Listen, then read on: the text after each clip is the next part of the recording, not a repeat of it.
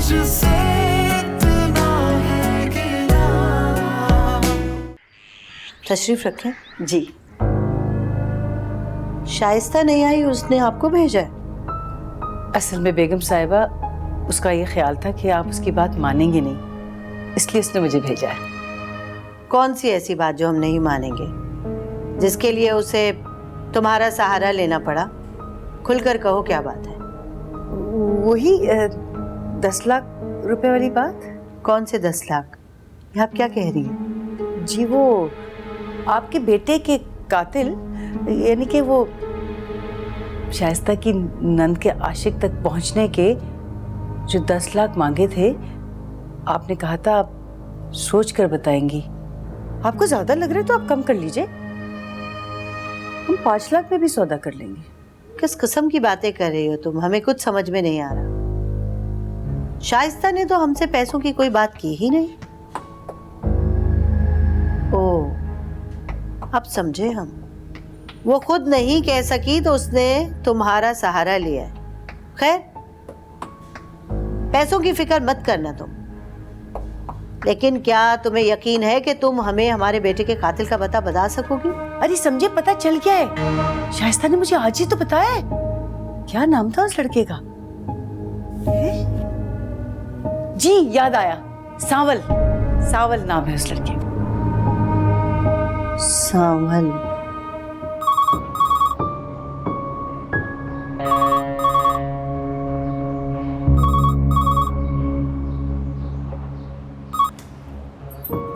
Hello. Shaista, हमें अच्छा तो नहीं लगा तुमने अपनी बहन को डिमांड के साथ भेजा, लेकिन इस वक्त हम एक ऐसी कैफियत में हैं कि बस किसी तरह से भी हमें हमारे बेटे का कातिल मिल जाए। हम अभी रकम लेकर तुम्हारी बहन के साथ तुम्हारे घर आ रहे हैं। वो बेगम जलाल, मेरी बात तो सुने। क्या है कि आपा जो है ना, वो बहुत लालची हैं और झूठ भी बोलती हैं। मैंने तो ऐसे ही उनसे बातों बातों में जिक्र कर दिया था कि आपको अंजला के आशिक की तलाश है ना, जिसकी वजह से अंजला ने आपके बेटे का कत्ल कर दिया था। तो खुद ही वो मंसूबा बना बैठी कि हम किसी भी अरे गैरे को वो आशिक बना के सामने पेश कर देंगे, और अगर आप मान गई तो फिर आपसे कोई 10-15 लाख रुपए ले लेंगे। देखिए, मैं तो इस धोखाधड़ी में बिल्कुल शामिल नहीं होना चाहती थी। अब मुझे तो खुदा को जान देनी है ना, इसलिए मैंने तो इनकार कर दिया। पर अब आपा वो खुद ही आपके पास चली आई हैं, और वैसे भी अभी तक अंजला के किसी आशिक का कुछ पता थोड़ी चला है। मैं खुद इस उलझन में हूँ कि जब कोई है ही नहीं तो अंजला ऐसा कैसे कर सकती थी। मगर शाइस्ता, ये तो उस लड़के का नाम भी बता रही है, सांवल।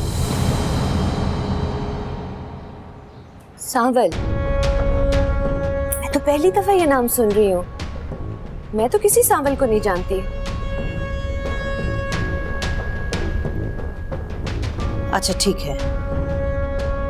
जी, खुदा हाफिज।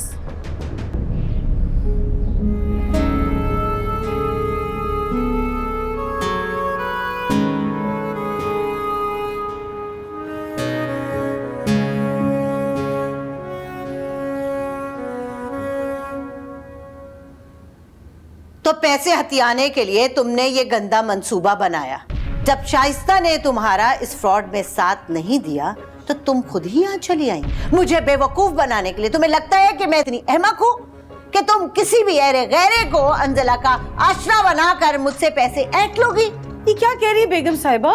शाइस्ता ने मुझे सब कुछ खुद बताया है। सांवल उसका नाम है और वो उसी मोहल्ले में रहता है। शाइस्ता सांवल नाम के किसी लड़के को नहीं जानती। निकलो मेरे घर से, जाओ अब यहाँ से। अगर तुम शाइस्ता की बहन ना होती तो हम अभी और इसी वक्त तुम्हें पुलिस के हवाले कर देते। तुम जैसे लोग पैसे के लिए कुछ भी कर सकते हैं, कुछ भी। शर्म तो नाम को भी नहीं है तुम्हारे पास। अल्लाह पाक की कसम बेगम साहिबा, मैं झूठ नहीं बोल रही। शाइस्ता कोई जरूर नई चाल चल रही है। इतना जलील करवाया उसने मुझे। क्या करोगी तुम? मैं उसी मोहल्ले से एक गवाह ढूंढूंगी, आपके सामने लाके खड़ा करूंगी ताकि मैं अपनी बात को सच साबित कर सकूं। जब ऐसा हो तब ही यहाँ हमारे पास आना। फिलहाल तुम जाओ यहाँ से। बेगम साहिबा, मैं सच कह रही हूँ, शाइस्ता आपसे झूठ कह रही है। सुगरा, सुगरा। जी जी जी बेगम साहिबा। इनको बाहर का रास्ता दिखाओ। जी आ जाए बेगम साहिबा, मैं खुद ही चली जाऊंगी, लेकिन मैं आपको बता रही हूँ, मैं ये सच साबित करके रहूंगी।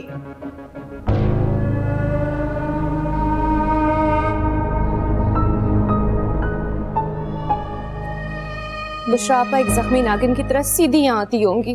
घबराओ नहीं शाइस्ता, तुमने कुछ गलत नहीं किया। लालच तो तुम्हारी बहन ने किया जो वहां चली गई, उसे वहां नहीं जाना चाहिए था।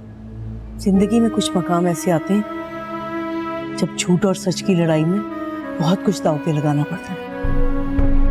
मगर इसके बाद तो वो मुझसे सारे रिश्ते तोड़ लेंगी। एक ही तो बहन है मेरी।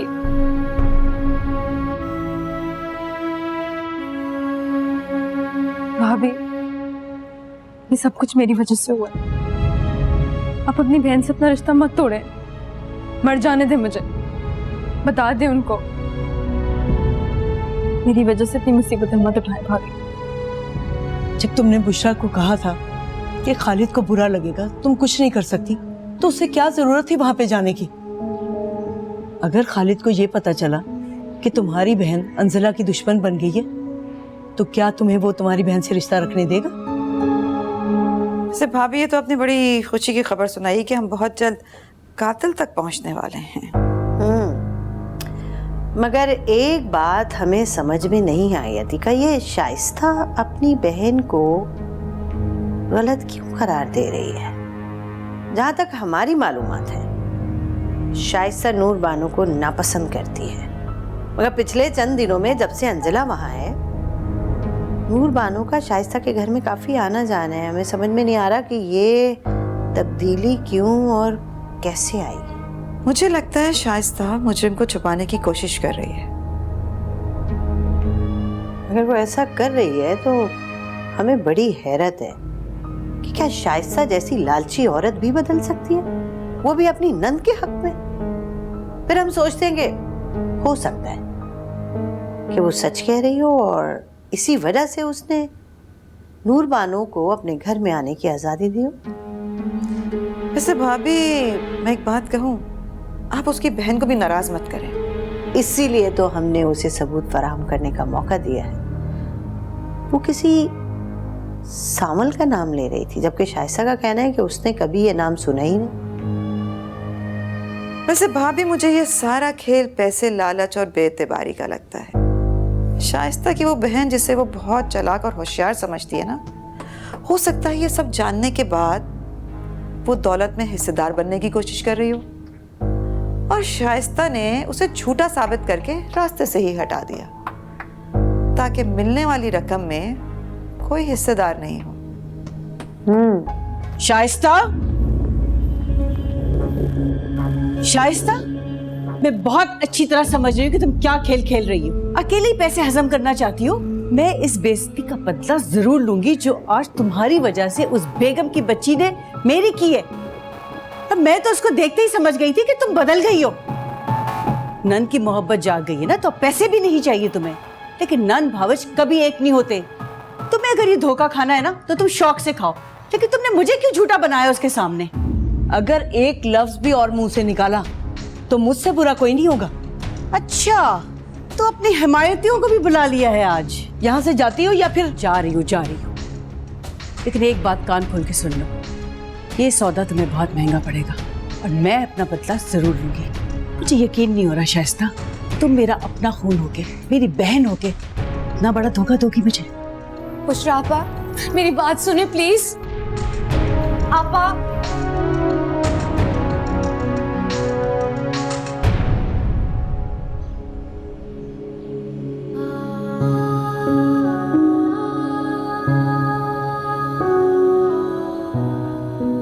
हाँ, मैं गई थी अम्मी जान के कमरे में, लेकिन अतीका साहिबा तो उनका पीछा ही नहीं छोड़ती। और वो कहीं इधर उधर होंगी तो मैं कोई बात करूंगी उनसे। तो बिल्कुल फिक्र मत करो। हफ्सा, तो थोड़ी देर में बात करती हूँ। अतीका के साथ तुम्हारा ये रवैया नामुनासिब है। पूछ सकती हूँ उसकी वजह क्या है? हाँ, क्योंकि मुझे पसंद नहीं है वो 24 घंटे आपके साथ बैठी रहती है। इंसान कोई बात भी नहीं कर सकता। हफ्सा मत भूलो कि रिश्ते में वो तुम्हारे बाप की बहन है। हाँ तो ठीक है अम्मी जान, इसका मतलब ये नहीं है कि वो 24 घंटे आपके सर पर सवार है। गुस्सा किस बात का है ये बताओ।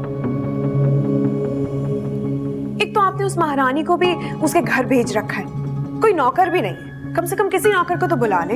एक ना एक दिन तो उसको इस घर से जाना ही होगा। जब वो नहीं रहेगी फिर क्या करोगी? अगर ऐसा कुछ होने वाला है तो नौकरों को वापस बुला लीजिए। फिलहाल तो ये मुमकिन नहीं है, लेकिन खैर देर से या जल्दी होना तो यही है। तो बस फिर ठीक है, कम से कम 2 नौकरों को वापस बुला ले, फिर वो रहे या ना रहे मुझे कोई प्रॉब्लम नहीं है। हफ्सा, यकीनन तुम हमसे ये बात करने नहीं आई थी हमारे कमरे में।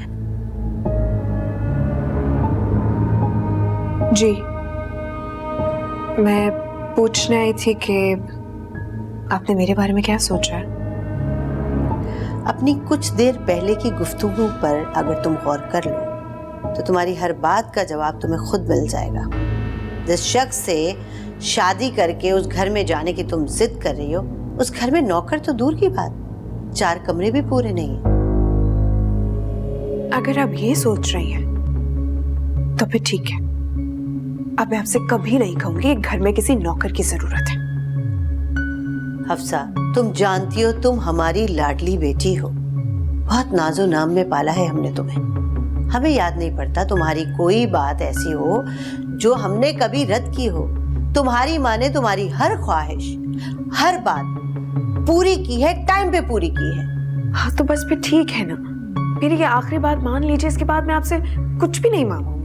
यानी तुम अपनी माँ के कलेजे पर पांव रखकर उस गरीब घर की नौकरानी बनने के लिए भी तैयार हो? अम्मी जान, जैन ऐसा बिल्कुल भी नहीं है, और मैं जानती हूँ कि वो बहुत अच्छा इंसान है, मेरा बहुत ख्याल रखेगा। हफ्सा, खुली आंखों से तुम्हें उस अंधेरे कुएं में धकेल दूं, ऐसा नहीं हो सकता। पहले ही अपने बेटे की जुदाई का गम सह रहे हैं हम। लेकिन मैं जैन से कमिटमेंट कर चुकी हूँ अम्मी जान। ऐसा कोई कमिटमेंट नहीं होता जो माँ बाप के लिए तोड़ा ना जा सके, ऐसा हरगिज नहीं हो सकता। और मैं हरगिज नहीं तोड़ सकूंगी। और एक बात आप भी जान लीजिए कि मैं अगर शादी करूंगी तो सिर्फ जैन से, इसके अलावा किसी से भी नहीं।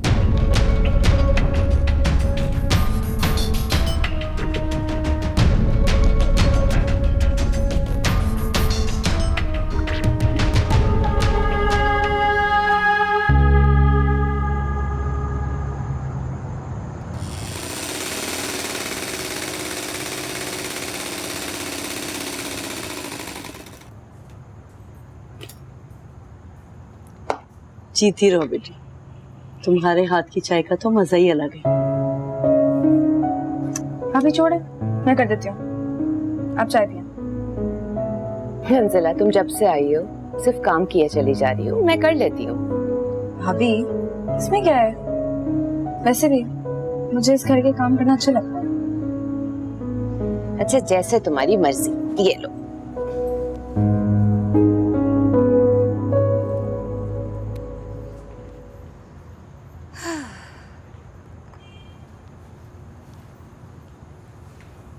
शाइस्ता, मैं तुमसे एक बात कहूँ, अगर तुम मान जाओ तो बहुत एहसान होगा मुझ पर। एहसान की तो कोई बात नहीं है, कोशिश करूंगी कि इनकार ना करूं। आज रात अंजला को मैं अपने साथ ले जाऊं, फिर पता नहीं कब ये आए। मुझे कोई एतराज नहीं है, लेकिन ये बात खतरे से खाली नहीं है। उधर आप अंजला को ले गई और यहाँ बेगम जलाल का फोन आ जाएगा कि क्यों अंजला नूरबानो के घर गई है। आप तो जानती हैं वो पल पल की खबर रखती हैं। जानती हूँ, इसका भी हल है मेरे पास। तुम उनसे कहना कि तुमने एक सोचे समझे मंसूबे के तहत अंजला को मेरे पास भेजा। क्या मतलब, मैं समझी नहीं। यही कि जो भी अंजला के राब्ते में है वो नूरबानो के घर जरूर जाएगा और इस तरह वो पकड़ा जाएगा। ठीक है, ले जाएं आप इसे। लेकिन खाला, आप इसे क्यों ले जाना चाह रही हैं? तुम मुझ पे एतबार करो शाइस्ता, ये मुझे अपनी बेटियों की तरह अजीज है। फिर पता नहीं ये कब आएगी। मैं इसे अपने हाथों से सब वो खाने खिलाना चाहती हूँ जो इसे पसंद है। जानती हूँ खाला, आप इससे बहुत प्यार करती हैं। ठीक है, ले जाएं। चाय पी लूं फिर चलते हैं।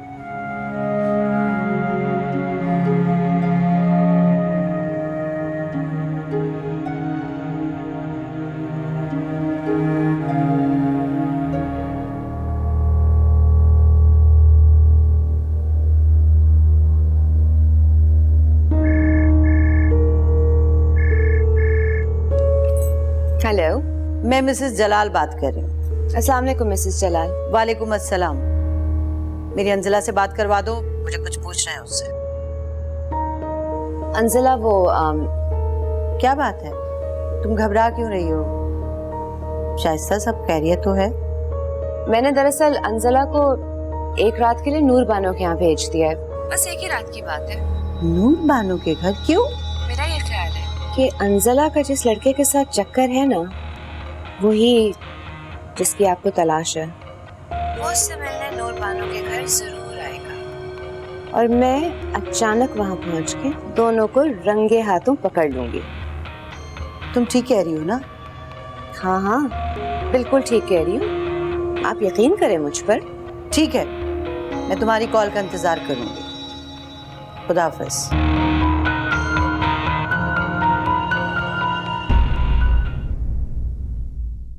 तुझसे